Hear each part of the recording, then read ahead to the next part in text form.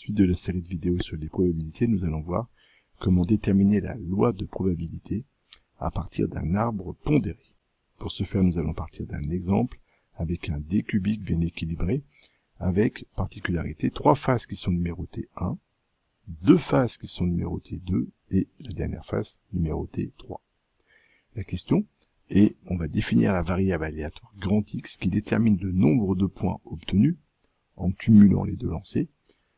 Et donc, la question est de déterminer la loi de probabilité de X. L'idée est évidemment, dans ces situations-là d'expérience répétitive, de schématiser avec un arbre pondéré. Et ici, on obtient une probabilité de 1/2 d'avoir le 1. Il y a 3 faces numéro 1 sur 6, 3 sixièmes ça fait 1/2. 2 faces sur 6 qui donne le 2, ce qui fait 2 sixièmes que la probabilité soit 1/3. Et 1 sixième qui donne probabilité d'avoir un 3. Première chose à faire est de déterminer l'ensemble des valeurs possibles prises par ma variable aléatoire. Si j'ai eu un 1 à un premier lancer, un 1 au deuxième lancer, au total, j'aurais eu 2 points. Un 1 et un 2 me donneront 3 points. Un 1 et un 3, 4 points. Un 2 et un 1 me donneront 3 points. Un 2 et un 2, 4 points. Un 2 et un 3, 5 points. Un 3 et un 1, 4, 5 et enfin 6 points. J'ai défini là l'ensemble des valeurs qui vont être prises par ma variable aléatoire.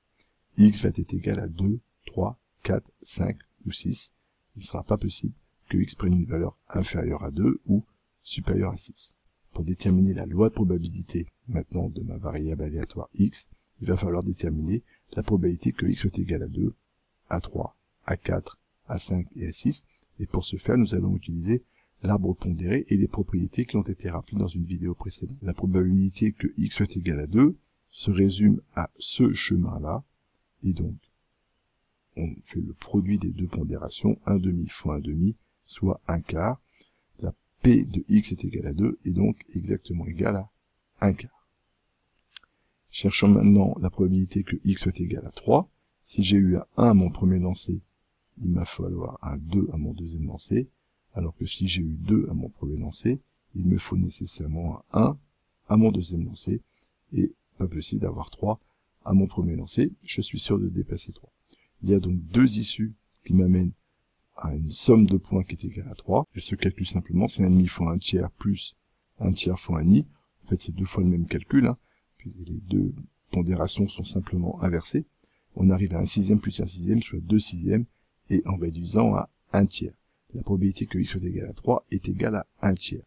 Cherchons maintenant la probabilité que X soit égal à 4. Elle se réalise avec un 1 au premier lancer, un 3 au deuxième, un 2 au premier lancer, un 2 au deuxième, ou alors un 3 au premier lancer et un 1 au deuxième lancer. Il y a donc 3 issues, dont la somme des points vont me donner 4. 1/2 fois 1 sixième, plus 1/3 fois 1/3, plus 1 sixième fois 1/2. En opérant le calcul pour P de X est égal à 4, on obtiendra donc, au final, 5/18. Il nous reste à obtenir maintenant la probabilité que X soit égal à 5. Il n'est pas possible d'avoir eu 1 au premier lancer et d'avoir 5 au total. Par contre, si j'ai eu 2 à mon premier lancer, il faut nécessairement avoir 3 à mon deuxième, et inversement, une symétrie, 3 au premier, 2 au deuxième. Il y a donc deux issues qui nous amènent à X est égal à 5, 1/3 fois 1 sixième plus 1 sixième fois 1/3. Si on opère le calcul, donc, cela nous mène à 2/18, soit 1/9 pour la probabilité que X soit égal à 5. Reste maintenant à déterminer la dernière probabilité, que X soit égal à 6, c'est-à-dire avoir 3 au premier lancer et 3 au deuxième lancer, soit 1 sixième fois 1 sixième, ce qui nous fait P de X est égal à 6 est égal à 1 sixième fois 1 sixième à 36e. On peut donc résumer l'ensemble des valeurs prises par ma variable aléatoire de 2 à 6 de la sorte, pour déterminer les 5 probabilités correspondantes, ou alors conclure avec un tableau, ce qui est plus synthétique et souvent plus clair, avec sur la première ligne les différentes valeurs prises par la variable aléatoire, donc de 2 à 6, et dans la deuxième ligne, les différentes valeurs que nous avons trouvées précédemment, et on vérifiera bien, le jour d'un exercice quelconque, que la somme de mes différentes probabilités fasse bien 1 pour que le problème soit cohérent, éviter une erreur de calcul.